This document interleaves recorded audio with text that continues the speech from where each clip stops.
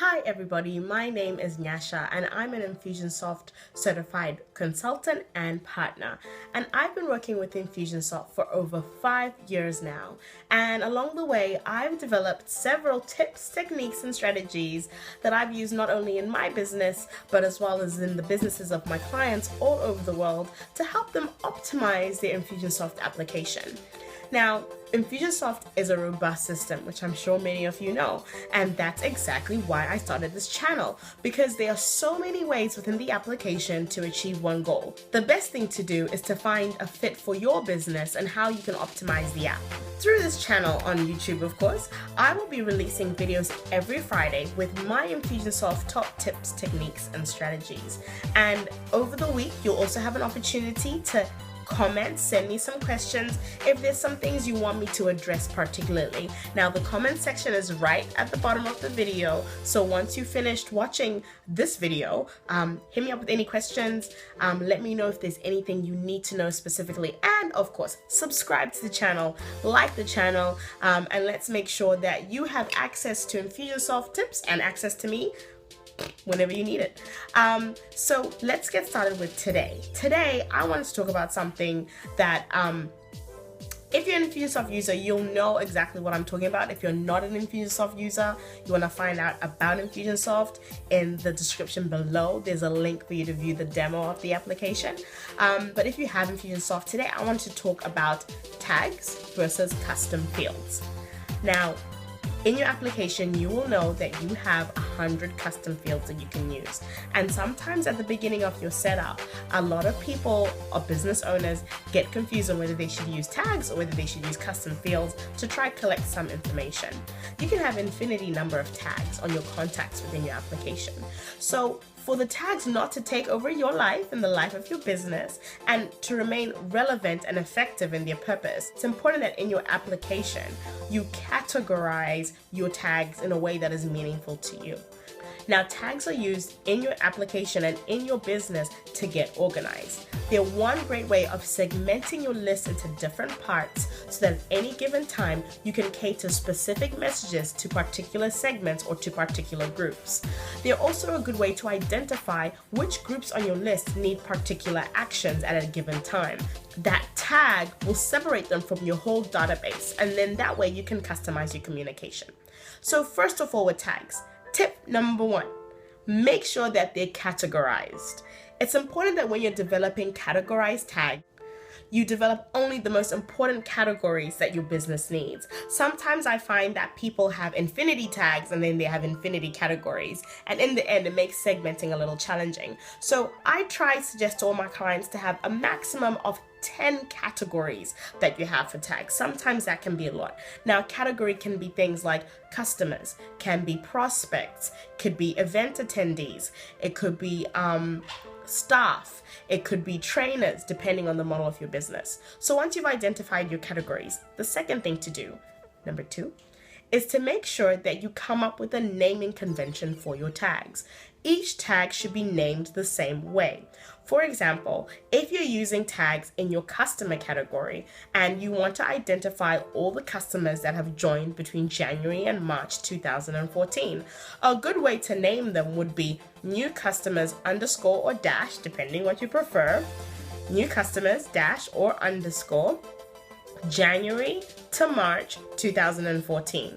And then anything that follows after that, if you decide that you want to categorize or segment clients who have joined between April and July 2014, it would be new customers underscore or dash April to July 2014. So it's important, basically develop a naming convention for your tags. Number 3, for tags, make sure that everybody in your business understands this naming convention, because sometimes your users have the ability to create tags.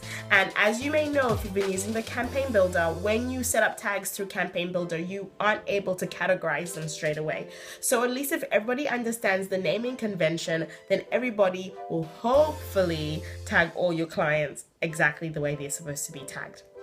The fourth thing that you want to do with your tags is you want to have a regular audit. This could be every quarter within your business or every half year within your business. It could even be every month. What you want to do is audit your tags and get somebody on your team, or if you don't have a team, get yourself, maybe put it in your calendar to audit your tags and remove those that are irrelevant.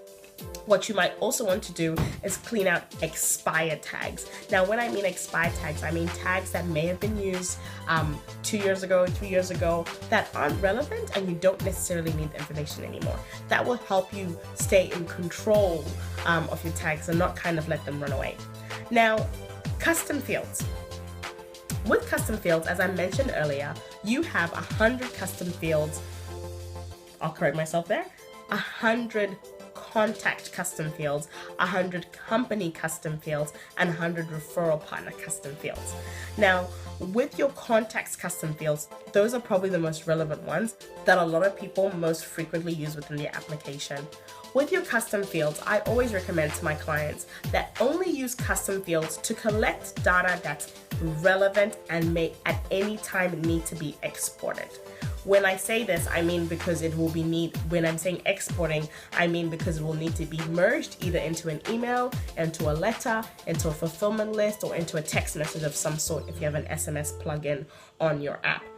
Anything that may be required for reporting purposes and can be captured via tag or can be captured via a note, by all means, try to do that, because like I said, you have 100 custom fields, and sometimes depending on your business, you'll find that you'll run through those pretty quickly. In my experience over the years, I found that businesses that do a lot of surveys, that do questionnaires, or have long inquiry forms like home loan forms or property loan forms, or coaching businesses, and they're trying to qualify their coaches when they first inquire, tend to have long drawn out forms. And so that discovery process, you might find that not everything you're trying to discover either about your prospect or your potential coach needs to be captured through a custom field. So the first question I always ask my clients is, number one, are we going to need to export this data, and does this data need to be merged into anything over time? If the answer is yes, usually I will create that as a custom field. If the answer is no and we need it for reporting, I'll try to do as much as I can for us to use that as a tag instead and build a tag report as opposed to a custom field report. So if you have tags and custom fields within your application and maybe they've gone a little bit haywire, you need to make more room for custom fields. I hope these tips have helped you. Like I said before at the beginning of the video, make sure that you like this video. Make sure you subscribe to my channel. I will be uploading new videos every Friday with tips, techniques, and strategies for you, for your Infusionsoft application. So please let me know. I'll be back again next week. So until then, my name is Nyasha, your very own Infusionsoft consultant and partner, doing everything I can to help you. Have a brilliant weekend. Have a fantastic start to your week in business. That's all from me. Bye.